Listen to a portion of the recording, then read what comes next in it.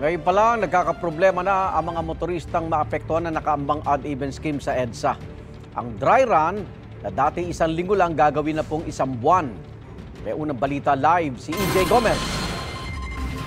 EJ.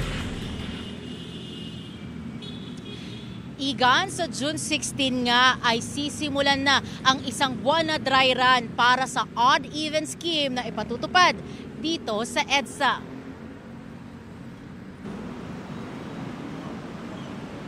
Nasa halos kalahating milyong sasakyan ang dumaraan sa EDSA araw-araw base sa datos ng MMDA. Sa dami niyan, laging matindi ang traffic. Sisimulan na ng gobyerno ang EDSA rebuild dahil napag-iiwanan na raw ang disenyo at materyales ng kalsada. Gagawin na rin daw itong flood-free area. Para maiwasan ang Carmageddon habang gumugulong ang EDSA rebuild, ipatutupad ng MMDA ang odd-even scheme sa EDSA simula June 16.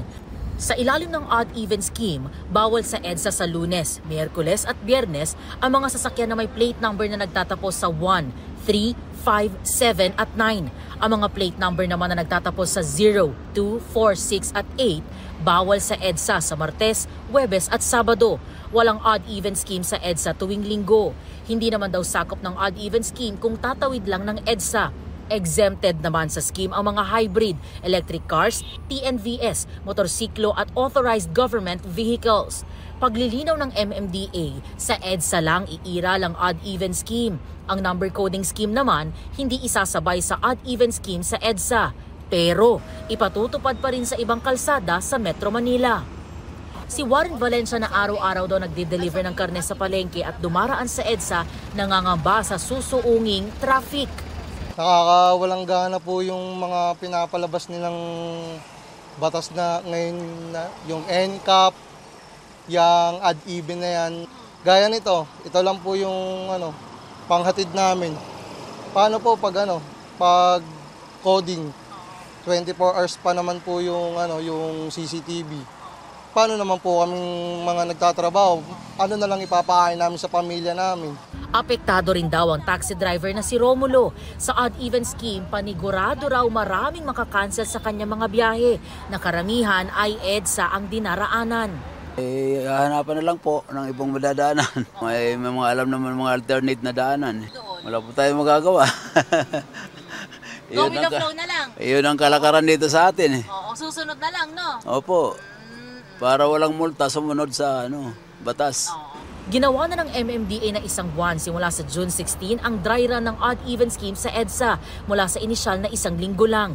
Sisitahin at patadalhan pa rin daw ng notice of violation ang mga lalabag pero hindi pa muna kailangan magbayad ng multa. Sa ngayon, 24/7 ang implementasyon ng odd-even scheme. Para magkaroon naman ng alternatibong daan, magiging libre ang toll sa ilang segment ng Skyway na ipatutupad sa kasagsagan ng EDSA rebuilding. Sa chain lane naman muna ang sa mga nagmomotor o bisikleta.